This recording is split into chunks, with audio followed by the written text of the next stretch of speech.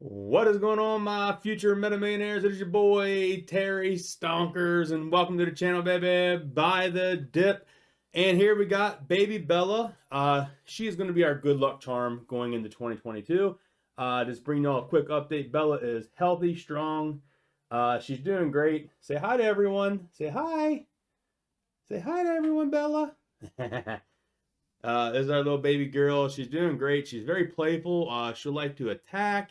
She'll like to play. She likes to do everything, man, when it comes to play. She loves to play. She likes to nibble. Yeah, so she's a bundle of joy. She's going to be our good luck charm, guys, going into 2022 with metamaterials and the stock market. We're going to have that rally. And yes, we got a lot to talk about the short squeeze potential going on and just all other news of George. So hope you're all ready for today's video. If you are, smash thumbs up, leave a comment down below. It helps out the algorithm. And leave one for Bella.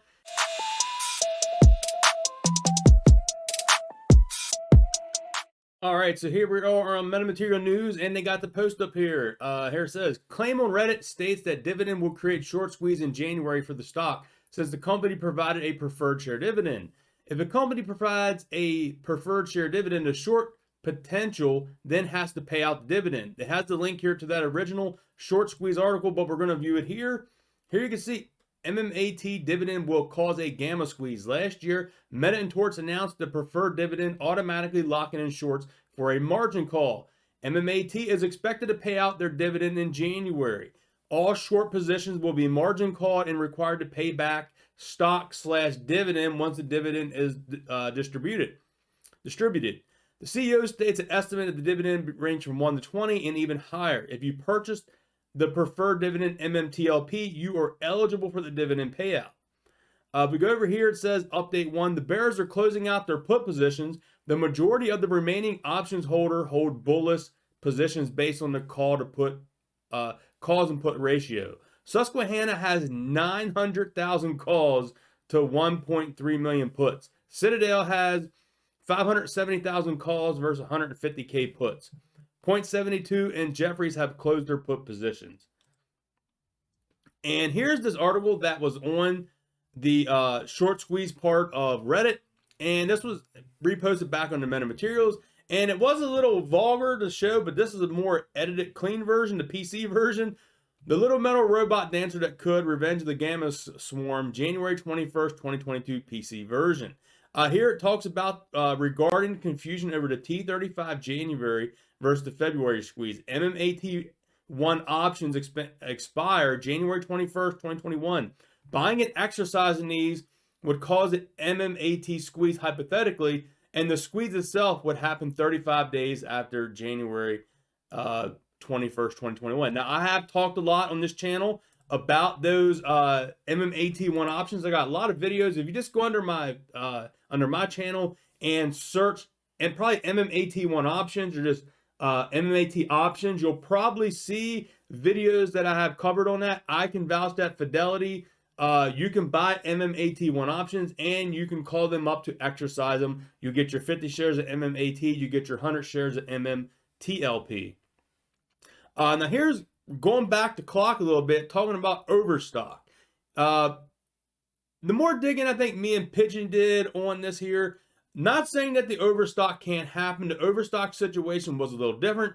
They did that crypto style dividend. I'm leaning a little bit more towards the Dr. Pepper style dividend, where it's possible we'll get a cash divvy plus shares in the company of the stock. So that's what I'm hoping. That's what I'm leaning towards. That's from my research, what I'm coming out with. But let's take a look at this post here.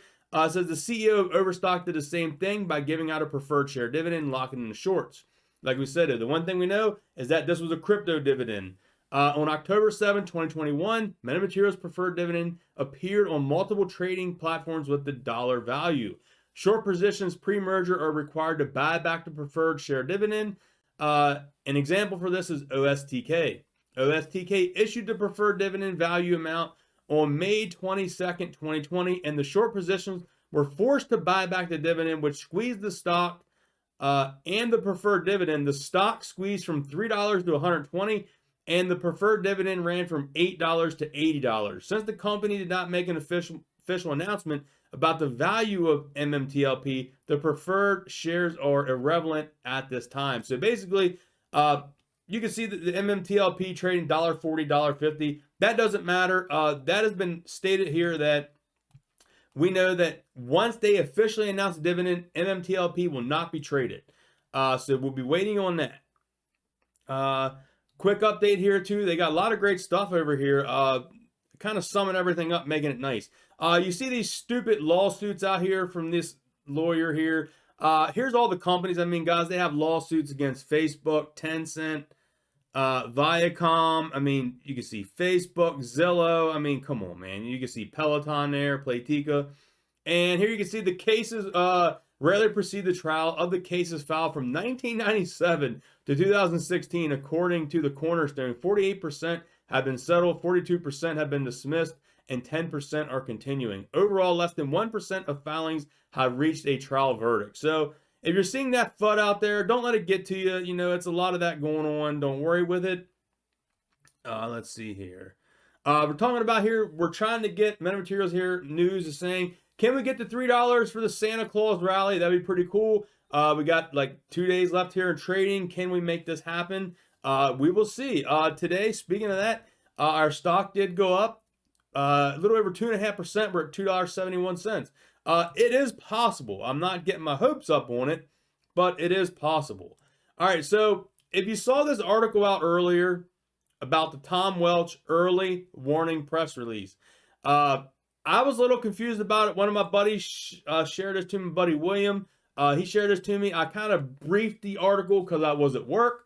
But it's nice that George 100% clarified what this is. So basically, this person here said, might this be the Canadian version of the SEC 8K form? Can you help? And George commented. He said, correct. Mr. Welch is satisfying his obligations under the early warning reporting system under applicable Canadian security laws. This is in addition to his U.S. form for filing several days ago. Hope this helps. So right there it is. That pretty much sums it up of what is going on there. Let's go now take a look at the Fintel and see what information we got over here. Let's do a quick refresh just to see if we got any updates. So our short squeeze score did jump up again. We're at a 79.58. Ranked 176 out of 5,498 stocks.